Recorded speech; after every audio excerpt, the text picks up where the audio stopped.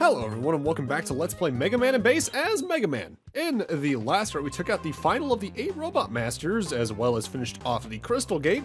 So now it's time for us to use whichever leftover bolts we got and get ourselves some final upgrades before we head into King's Castle. And you're gonna want some upgrades. I would recommend some spike guards, super armor if you haven't gotten the energy saber, if you have enough for it, just to help with forwarding weapon ammo during especially the second stage of the 3 that makes up the castle in this game. And if you're playing as Base, get the Base Buster upgrades if you haven't already. Let's get into it.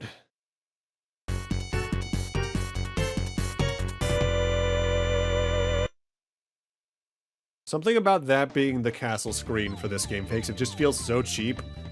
And like, yeah, this was literally just meant to be originally a port of Mega Man 8 apparently for Super Nintendo people, but they had to cut back a lot of things because the Super Nintendo can't do a lot of what the PlayStation could. But yeah, if there's any place where the game's budget shows, it's definitely the castle. With that said, King 1 isn't too bad. It's got some returning gimmicks from earlier stages. We got the little hidden pits in the floor from Burner Man stage here and there, and a lot of old enemies. This is a stage that's kind of interesting to play as Mega Man and Base in, though, because it's one of the ones where you get the more drastic route differences through even a single room. Like, as Base, back there, you obviously can't slice. You have to do some double jumps across a long pit by doing jazz jumps and all that. The thing that's especially kind of weird about the King Castle, though, is that it's very eccentric in its length. Like, King 1 here is a good 5 minute long. It's your average Mega Man stage length. The rest of the video after this stage, though, is all one stage, because King 2 is ridiculous. Also, I love the music here, but that's just because, honestly, overall, Mega Man and Base's soundtrack is really good. Even the Game Boy Advanced version's lesser audio is still good. If anything, it's more iconic to me because it's the version I played more growing up. But yeah, there's points where you can tell that this game was meant to be on the Super Nintendo, and the castle especially is one of those, just because the screen crunch is at its worst in the GBA version in these 2 stages. And a little bit in the next stage as well, but slightly less so. Make sure you take advantage whenever you see just a weapon energy pickup on the ground, though, because using the special weapons here is really good just for getting through a beat. Using Ice Wall to get rid of enemies like this, Tengu Blade to hit things from a distance, Wave Burner, because it does, as I start to pick up here a lot, it does a lot of damage up close to enemies. I probably should mention that when we got it. It's one of the best weapons up close, because it just hits, like, every other frame, it feels like. It's absurd. I have distinct memories, though, playing this game on the GBA as a kid. And I just ended one playthrough at this stage, because I could not figure out the boss for the life of me, even though in retrospect it's pretty straightforward. I just didn't use the special weapon in question that it's really weak against. Because I guess I just kind of wrote the ability off as useless, even though there's never a fully useless special weapon in a Mega Man game, because it's always going to be good against at least one boss. Hell, especially Topspin. I really shouldn't have written off Topspin the way I did when I was younger, because, well, yeah, boss-wise, it's only really good against Gamma, I guess, overall. Because even against Shadow Man, that's not great. And for small enemies, that ability kicks ass. Be careful in this room, by the way, because those green waterfalls, while they look like they're in the background, they are actually foreground elements and will send you careening down to the pit at a different rate than if you just jumped. And when you have to deal with knockback, that can be a little stressful. This jump especially just sucks as Mega Man. Base has the easier time there because you can take the top route. You can't do that as Mega Man. With that said, once we get up this ladder, we're basically into the stage. We got one more of these Rhino enemies who I didn't mention during Burner Man stage, but these things have way too much health without using Wave Burner on them, and even then, that still takes most of the weapon gauge. We're here. And we even have a returning friend. Meet Mung King A. This is actually meant to be from the same robot line as the ape robots from Woodman stage. But it's only half of the boss fight. The other half here is... oh, what's this thing's name? It's like a Tatamina Proto or something like that. This thing's going to be on the right side of the stage, but you can only hit it on the bottom of its body. And the way you do this is by just hovering slightly over the instant kill lava. While you're doing this, it's either going to fire some missiles at you, have little clones of it hatch out of it, or have the monkey throw stuff at you. But using copy vision at least lets you focus on just staying alive and jumping while copy vision just does the damage. Be careful when you kill it, though, because the platform falls into the lava and will kill you instantly. It's a beginner's trap that I do not like, but otherwise that stage isn't too bad. It's the least offensive level of the 3 king levels overall. That says a lot because, oh boy. King 2. King 2. Let's head over to the shop first real quick, because I believe I have an item I want to pick up. I forget what it is. I pick up the high-speed charge. Okay, yeah, that makes sense. That makes sense, because that's going to be good against certain things in here.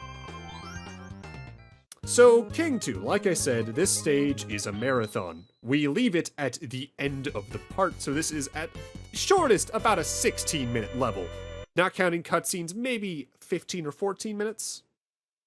With that said, the stage honestly starts relatively inoffensive, especially here in the Super Nintendo version. GBA version, there's some awful screen crunch very early on, especially in the first mini-boss, but for the most part, you don't gotta worry about a lot early on, especially if you have the upgraded Base Buster's base, or you have Mega Man's just Mega Buster, especially with the high-speed charge equipped. The real pain in the ass starts actually as soon as we get to said first mini-boss, which is pretty early in the level. It's after this first vertical section where we have to take care of these guys that have, again, too much HP. I feel like that's one of Mega Man and Base's biggest problems, is that some of the larger enemies are just too tanky. If an enemy takes more than 2 charge shots to kill, it's probably a bad sign. 3 at the most if it's like a large non-mini-boss enemy. If you're wondering why I'm trying not to use my special weapons at this point, it's because the amount of mini-bosses in this stage requires me to use a lot of different weapons. Also, I think I even jump cut past some of it later on in this very stage, but whenever you see some of these respawning worm enemies, take advantage of the fact that they respawn to actively like farm out some weapon energy or health if you need it, because they are placed several times throughout this stage. So it feels like maybe they're meant to be there as just sort of a, yeah, we know you're probably running low on resources kind of deal. Kind of need to use a double jump there with Base, but they just require an ice wall use there with Mega Man, kind of weird. Alright, so here's mini-boss number 1. This is the King Tank. It is weakest to Lightning Bolt, Ice Wall, Spread Drill, and Remote Mine. Ice Wall and Lightning Bolt do more damage, but you want to save Lightning Bolt for later on in the stage. So my preferred method is to use Remote Mine because it'll hit the enemy, I think, multiple times? But it has multiple points we need to hit. We need to hit the head on top that's shooting out landmines. We have to hit the point here in the back that's sending out the little soldier guys right out of the Clan Man stage.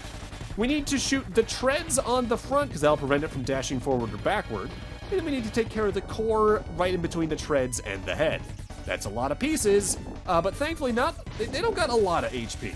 The real rough thing here is in the Super Nintendo version more so, because the screen crunch prevents you from seeing this thing more or less 3/4 of the time.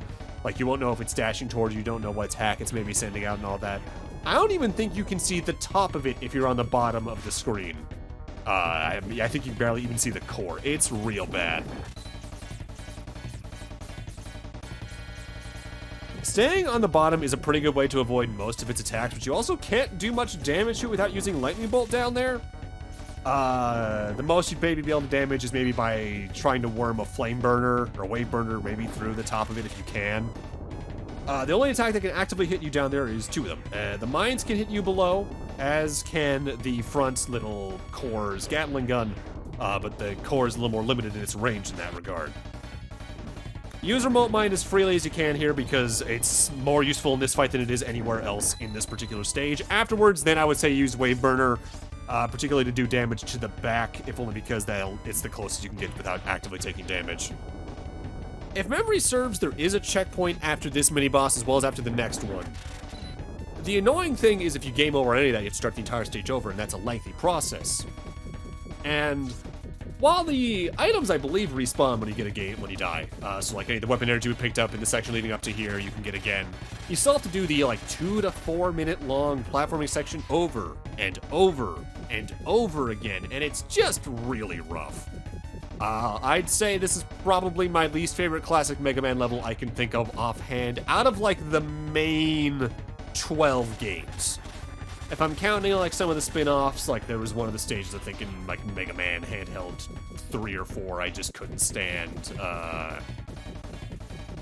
Not a big fan of some of the stages in the next game we're gonna tackle, but that's a little bit of a spoiler for that game.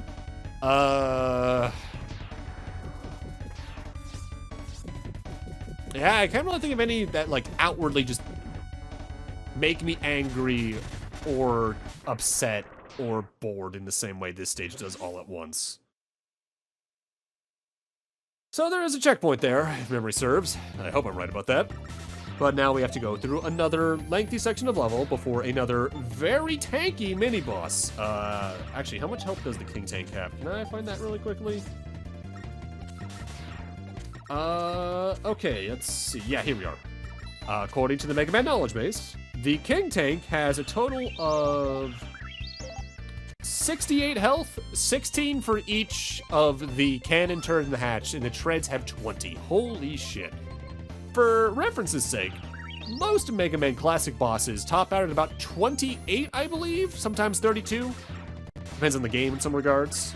Mega Man Zero bosses are the ones that tend to get super healthy, but you also have ways to deal like 12 damage at a time, if memory serves, plus in those games, on top of the combo system.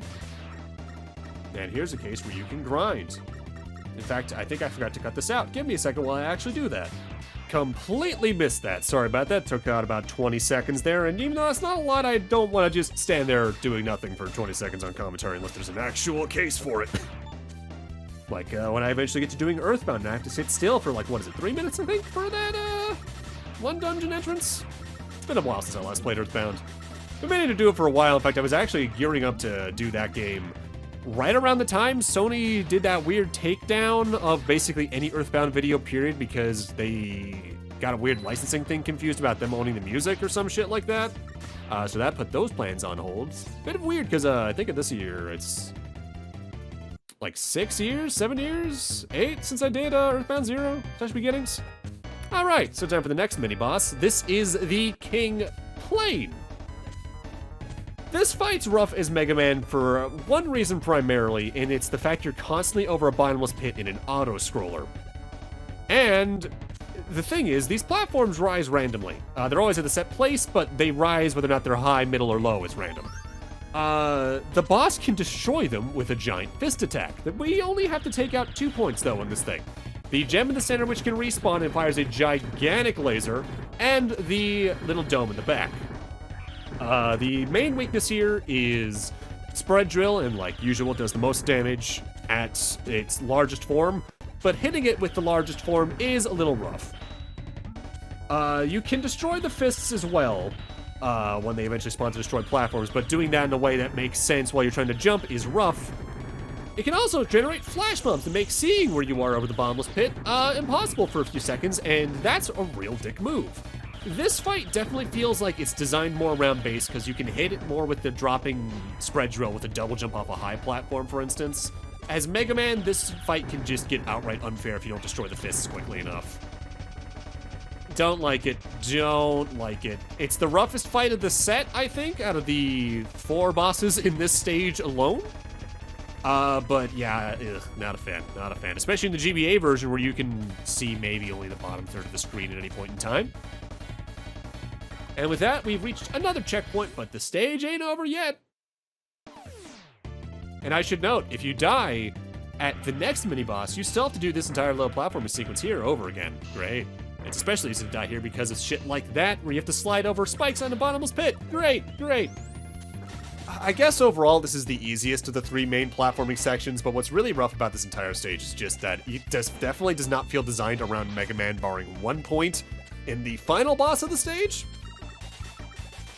Because there's so many instances where you need to use, say, Ice Wall to make a jump. Not only just for vertical height, but you have cases like this jump, which I really don't like, where you need to slide on top of an ice wall in order to make your way into that crook, because Mega Man can't make that jump otherwise. Base with a double jump can, no problem. If this game just had base in it, I feel like it probably would have been critiqued for not having Mega Man, despite being a Mega Man game at the time. But I honestly think it would have been the smarter decision, if only because stages like this would make so much more sense.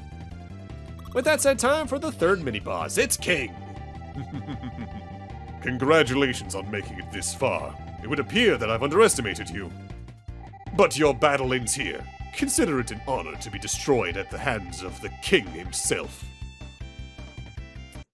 Alright, so King is invincible here, basically. You do, I think, have to do a certain amount of damage for Story to progress, but the only 2 attacks he has, I guess 3, are firing a laser out of his shield, jumping backwards and then firing X's at you from his torso. I believe they go in the pattern of high, low, high, high, low, high? I think I have that right. Let's see. No, it's low, low, high, low, high. So I had that basically backwards. Once you do enough damage, the next cutscene starts. This is more so just to try and drain you of resources, which is kind of a dick move, especially because if you die to this phase, the next phase, you still have to do this over again. No, you're gonna face me first.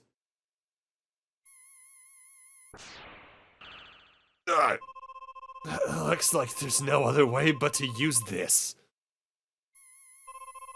Megaman, get back. I'm gonna channel all my energy into this blast. No, Proto Man! You're going to overheat and explode!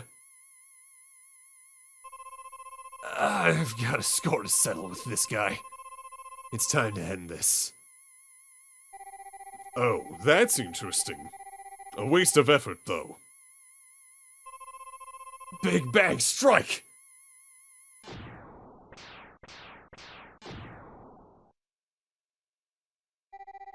It can't be. Proto Man, are you alright?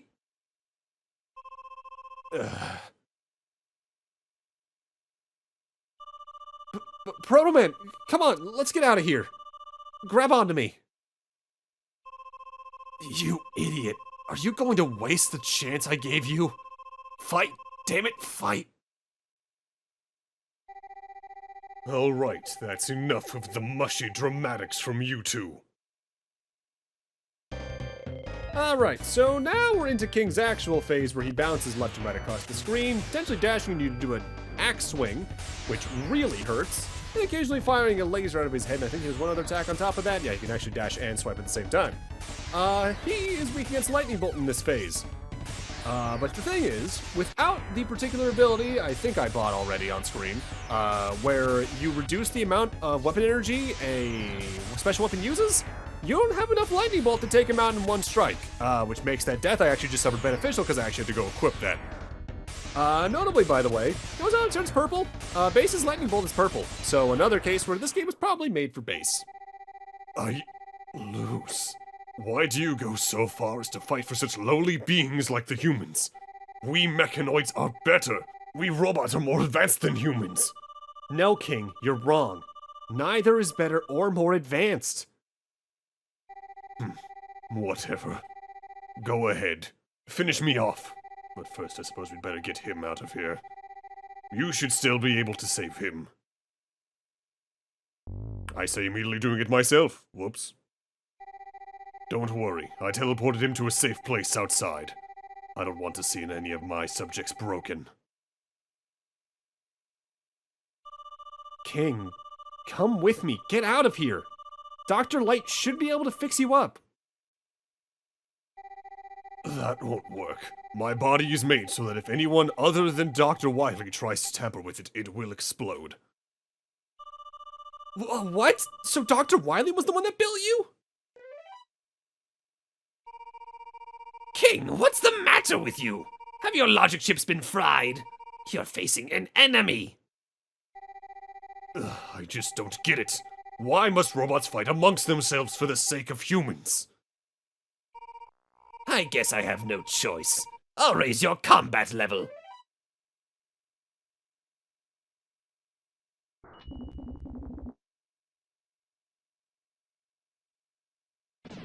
And he's purple now. Surprise, surprise, it was Wily all along. Yeah, I guess I didn't read the manual in this playthrough, but I think I did back in the base run. King supposedly took Wily's castle over, quote unquote. But now it's time for the final boss of this stage, and thankfully there is a checkpoint between this boss and the last one. This is the Jet King Robo. You can only damage it at the dome where King is at the very top. Everything else is just a hitbox ready to slam into you. I recommend the super armor for this just to take less damage. The thing is about it though, it technically has a weakness in the wave burner, but that is such a situational, able to reach him thing that the Mega Buster's fully charged shot is just your best bet overall. The Wave Burner does do a lot of damage, but you're not going to be really able to reach him with Mega Man. As base, you could with a double jump, but even then, you can only really damage him with like the peak of a double jump, so even then, that's pretty tight. Because they realize Mega Man can't reach him, they at least get this platform here on the left that is honestly a very good grace and makes this fight much easier. But you gotta be careful because this thing has basically any other attacks that the other things had. It has the giant core laser. It's got mines it can shoot out from its shoulder pads. I think it can shoot out of the Gatling gun that is now basically its penis. And it can even shoot out the homing projectiles from the one cannon boss fight back in Dynamo Man stage. I'm not sure if you can damage the treads to prevent it from moving too quickly, but I know it can still charge at you as well, and I'll be prompted by a little like whirring sound effects. This fight can be rough and does a lot of damage. With that said, it's easily the easiest boss in this stage, at least as Mega Man, weirdly. As base, it's arguably the most annoying because of how high you have to get up to a double jump. If anything, I think you actually need to do a dash double jump to reach the dome on top, which is really annoying. But, oh well, it's kind of a cool concept. This stage is just tirelessly long, though, and having this many bosses that can be this damaging is just not a good idea. This is, again, one of the worst stages in the classic series, bar none. I think the only time I've liked when Mega Man stages are roughly this length is probably... 11 honestly did it pretty well, but 11 also has much better weapons for dealing with longer levels, like the Impact Driver or whatever Impact Man's weapon was. Or the power or speed gears to begin with help make stages like this much less of a nightmare. Although, to be fair to those stages as well, they're long, but they only have the one boss. Having the upgrade chip that increases your charge's speed is also very useful here, only because it makes getting more hits in more frequently easy. Although rather annoyingly, the charge shots are big enough that they can still just go straight over the head and miss, which is somehow more annoying than not being able to hit it at all as base in some cases. There we go. Ugh, get away from here, quickly! This place is going to explode at any second. King, come with me! Don't worry, I'll make it out of here. You first, though.